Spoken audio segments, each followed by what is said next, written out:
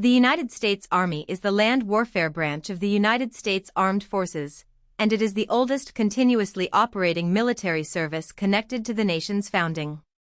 When people think of the U.S. military, they often picture aircraft carriers, stealth jets, or Marines storming beaches. But the Army represents something more basic and enduring: the ability to take, hold, defend, and influence territory on land. Its mission is not only to fight wars, but to provide the United States with organized land power, from infantry soldiers on patrol to armored units, artillery batteries, aviation brigades, missile defense crews, engineers, logisticians, cyber specialists, and special operations forces.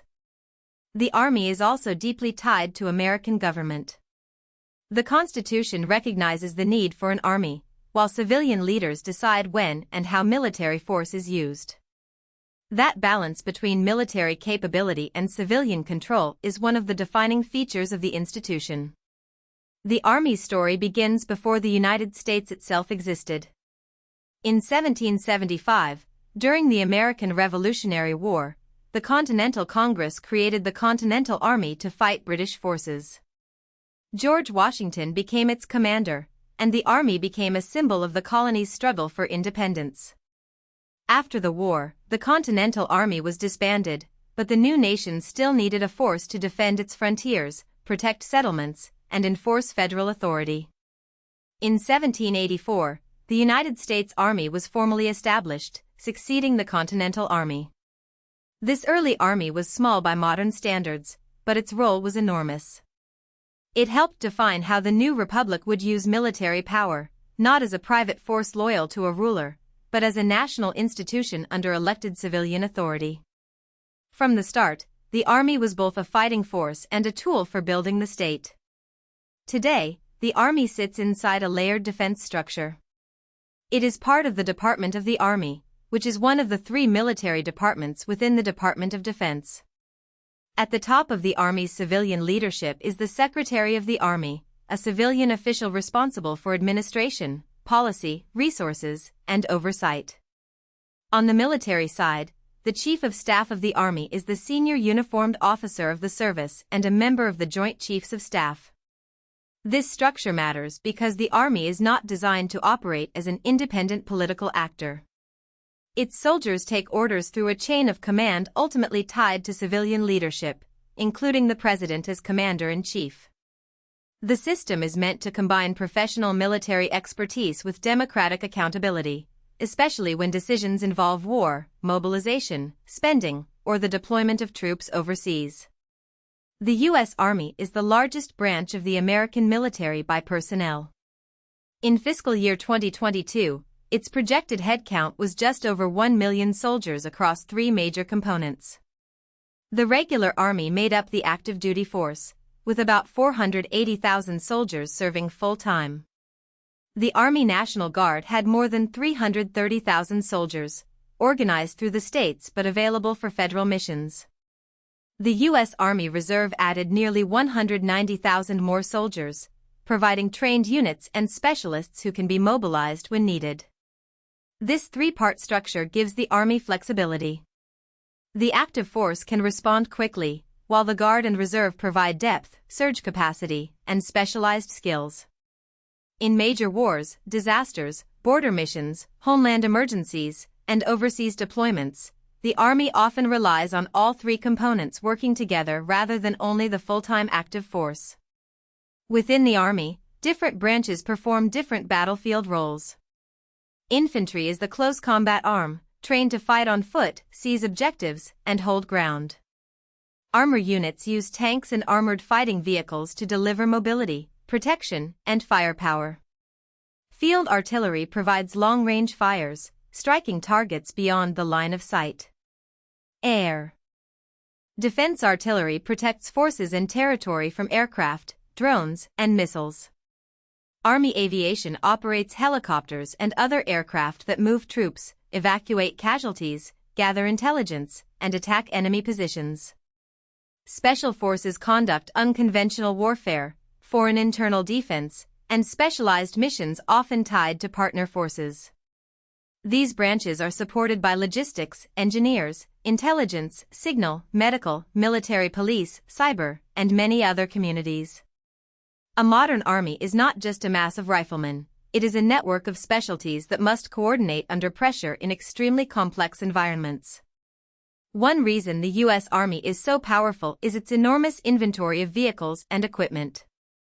It has one of the world's highest vehicle-to-soldier ratios, meaning it is designed to move, protect, and supply large formations with mechanical power.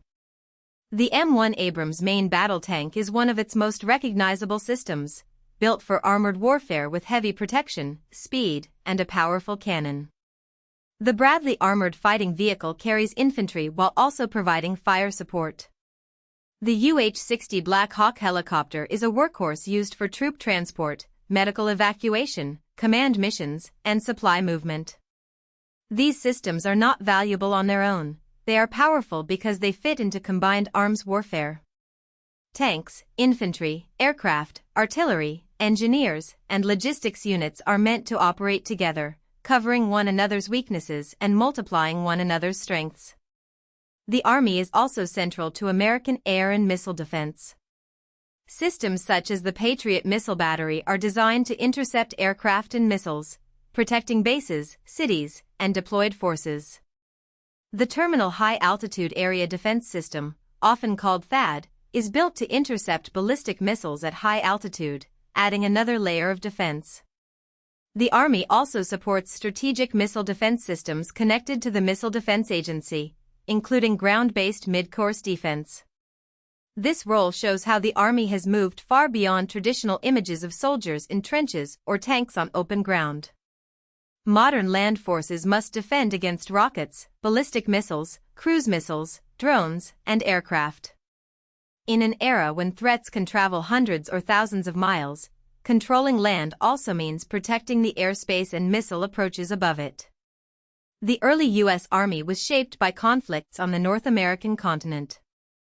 From 1784 to 1890, it fought a long series of American Indian Wars as the United States expanded westward. These conflicts were tied to settlement, federal power, broken treaties, forced removals, and the violent displacement of native nations. The Army also fought the War of 1812 against Britain and the Mexican-American War in the 1840s, which dramatically expanded U.S. territory. These wars were not just military episodes, they helped define the country's borders, its political debates, and its relationship with conquest and expansion. The Army became an instrument of national growth, but that history also carries deep moral and human consequences. Understanding the Army means recognizing both its role in defending the United States and its role in controversial chapters of American expansion. The American Civil War was the costliest conflict in the Army's history. From 1861 to 1865, the United States Army fought to preserve the Union against the Confederate Rebellion.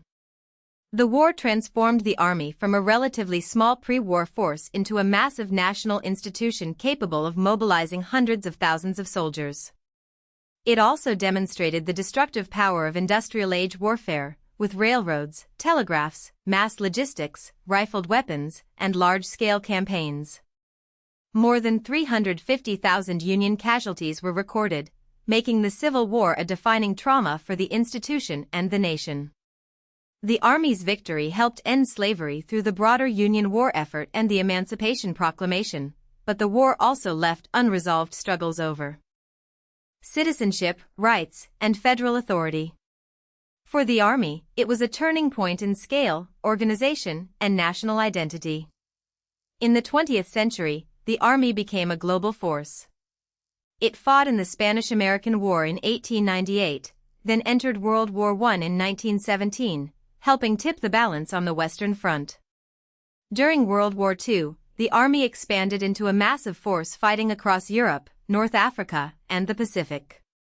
It conducted amphibious invasions, armored breakthroughs, airborne operations, island campaigns, and enormous logistics efforts.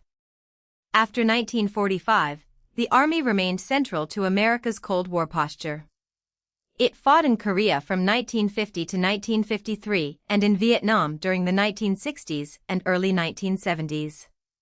It also prepared for the possibility of war with the Soviet Union, including the operation of tactical nuclear weapons such as the Pershing II missile and even smaller Cold War-era nuclear systems. The Army was no longer just national defense, it was global deterrence. After the Cold War ended in 1991, the Army's focus shifted again. The Gulf War showed the power of high-technology combined arms operations, with U.S. armored units, air power, intelligence, and logistics overwhelming Iraqi forces in Kuwait and Iraq. But the attacks of September 11, 2001, led to a much longer era of counterinsurgency and stabilization missions. In Afghanistan and Iraq, the Army faced enemies who often avoided conventional battles and instead used guerrilla tactics, roadside bombs, ambushes, and political influence. Soldiers were asked not only to fight, but also to train local forces, protect civilians, gather intelligence, secure roads, work with communities, and support fragile governments. These missions placed huge strain on the force and sparked major debates about strategy, nation-building, readiness, and the limits of military power. The U.S. Army continues to adapt to a world shaped by great power competition, regional wars, cyber threats, drones, missiles, and rapid technological change.